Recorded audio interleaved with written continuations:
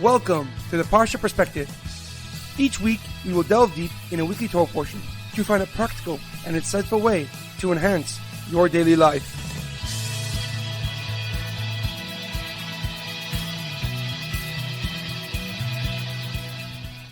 Thank you for tuning in.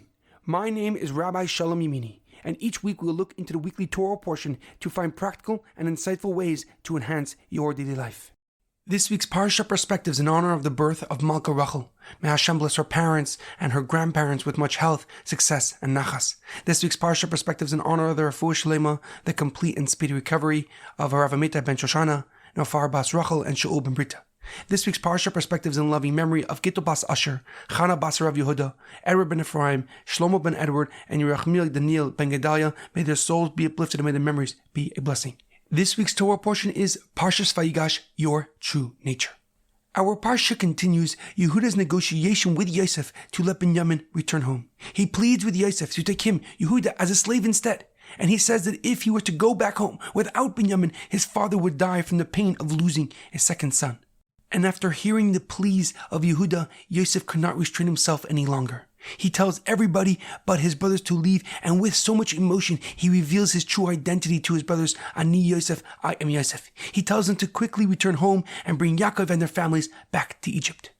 But the brothers were standing there speechless and in complete shock. They could not believe that Yosef became the viceroy, the vice president of Egypt. But then they also began to tremble in fear of the punishment that Yosef had in store for them.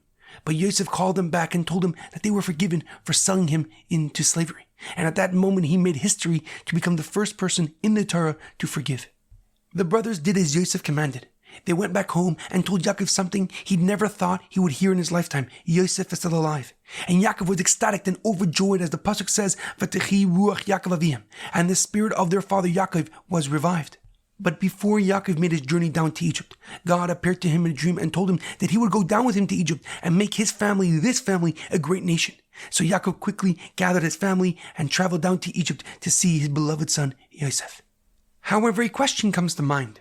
The Parsha begins by saying, Vayigash Elav Yehudah, and Yehudah stepped up to him, seemingly signifying the start of Yehuda's negotiations and pleas. But at the end of last week's Parsha, we see that Yosef and Yehudah were already discussing and speaking. As the pasuk says, Vayomer Yehudah, Ma nemar la'Adoni, what should I say to you, my Lord? So why does the Torah use a word that indicates seemingly a new conversation with Yosef? Furthermore, why does the pasuk use a very uncommon term, Vayigash, and he stepped up, rather than the common term, Vayomer, and he said, or Vaydaber, and he spoke? The Baal HaTurim, Rav Yehuda ben Asher, a famous Spanish commentator from the late 12th century, gives a very interesting answer. He writes that the pasuk writes, Vayigash Elav Yehudah, and Yehuda came close to him, meaning Yehuda came physically close to Yosef's throne. He did so to plead and beg for mercy for Benyamin's life. And therefore the Parsha begins by indicating a new discussion because Yehuda changed his strategy.